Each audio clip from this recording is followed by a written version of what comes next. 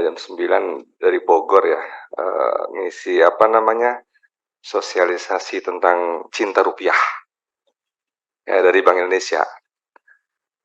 Tadi saya Pak Andes ngomong sosialisasi apa HKPD atau apa, saya nggak tahu tuh, Pak Luki itu jadi atau enggak tuh. Eh, periode ini belum tahu teman-teman sudah pernah ada sosialisasi atau belum dari Kementerian Keuangan ya. Eh, saya melihat sepintas ya dari data-data ini. Soal dengan Kementerian Keuangan sih, saya punya keyakinan governance-nya dijaga ya. Saya kalau yang anggaran-anggaran rutin, justru yang paling penting itu sebenarnya adalah eh, terjamin tidak tupoksi ya, output dan outcome dari masing-masing entitas eselon 1 ini. Itu yang paling penting sebenarnya. Ya kalau perpajakan berarti kan targetnya segala macam. Nah, bagaimana mencapai itu kan disupport dengan anggaran ini. Saya selama di sini punya keyakinan insya Allah aman-aman aja. Bahkan kita dorong termasuk kesejahteraan segala macam. Kalau kurang nambah. Tapi ada beberapa hal yang menjadi perhatian saya. Yang pertama, banyak hal yang kita minta data-data dari berbagai rapat, baik itu RDPU, Raker, pembahasan undang-undang, yang seringkali tidak ditindaklanjuti. Contoh misalnya perpajakan nih, terkait dengan evaluasi belanja perpajakan, ya secara detail, sampai kita ngasih pandangan harus begini, begini, begini, kasih masukan. Sampai sekarang kan enggak juga. Ya, kalau kita detilin tuh di apa namanya transkrip dari permintaan-permintaan informasi dan data yang selama rapat itu banyak yang sebetulnya belum kita dapetin.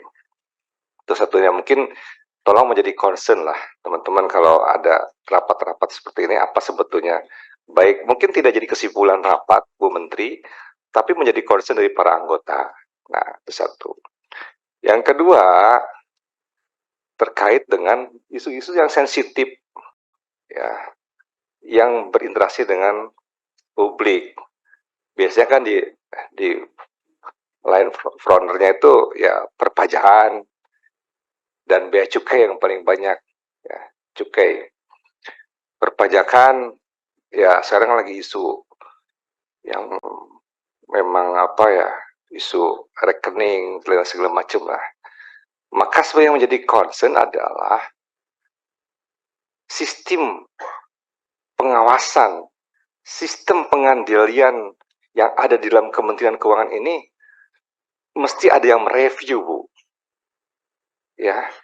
Dan itu bagusnya bukan orang internal Kementerian Keuangan. Ya. Dilakukan review. Ya. Reviewnya bukan kepada WP segala macam, tetapi sistem pengendaliannya tuh udah well done belum? Secara desainnya, secara personalnya, maupun secara implementasinya. Kalau saya sedang tidak di DPR, sedang tidak tugas di DPR, saya bisa melakukan itu. Tapi memang harus masuk, nggak cukup dengan rapat-rapat seperti ini, Pak.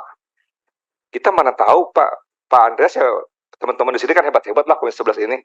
Tapi nggak untuk mencapai, mengetahui ada masalah apa sesungguhnya di masing-masing entitas eselon 1 itu, khusus yang tadi yang sering berinteraksi dengan publik ya, pajak, cukai, tadi juga disebutin kantor lelang, yang begitu-begitu yang disebutnya pelayanan, itu kita nggak tahu. Tapi kalau direview, oh Pak, ada BPK. Bu, Pak, BPK itu timeline-nya, Bu, dibatasin banget oleh undang-undang. Harus buruan selesai, kelar. Ada beberapa entitas auditi, ya, dengan kapasitas anggota auditornya BPK yang sangat sedikit, tapi waktunya mepet.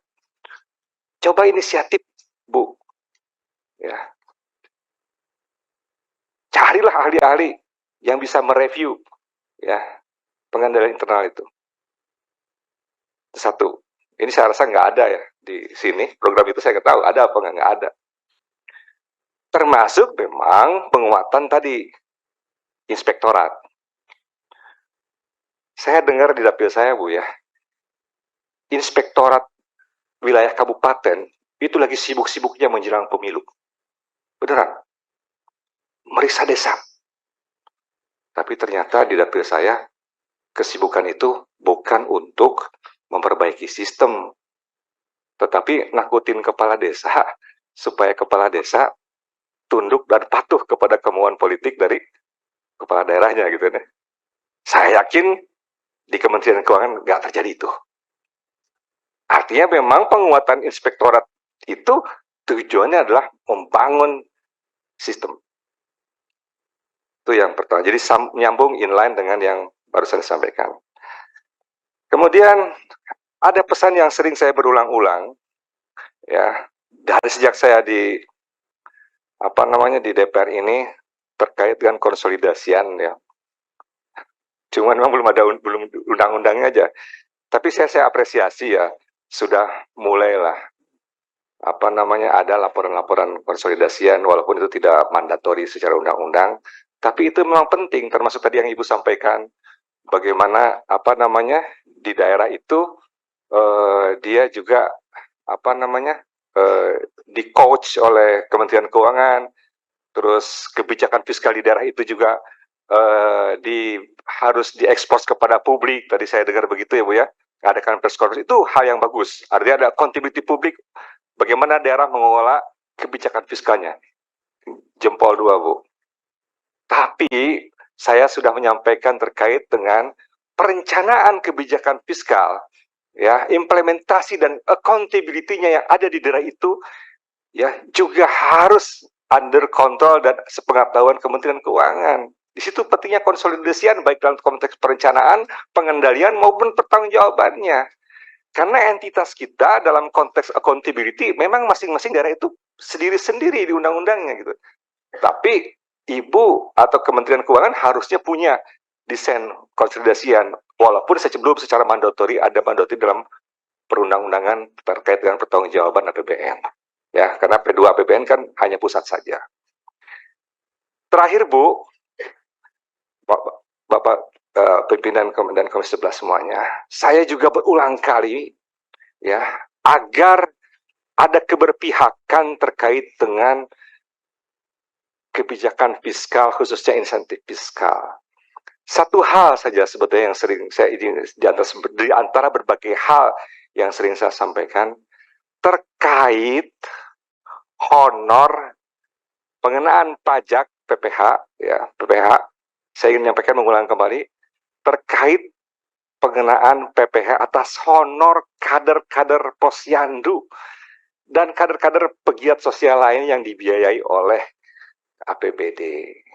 Itu honornya paling 100.000, 150.000, 200.000, dibayar 3 bulan sekali, 6 bulan sekali, dikenain PPH, dipotong PPH 5%.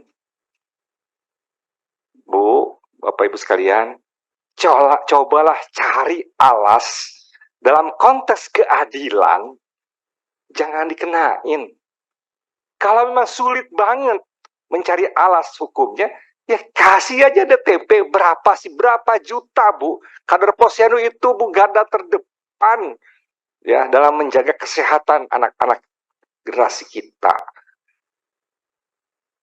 Ya, tolong sekali lagi tolong betul-betul PPH atas honor Posyandu yang cuman 150.000, 200.000 kecil itu yang dibayar 3 bulan sekali, jangan dikenain. Kalau soal alas hukumnya bisa dicari Bu. Tapi kalau perlu saya jelaskan, bisa saya jelaskan.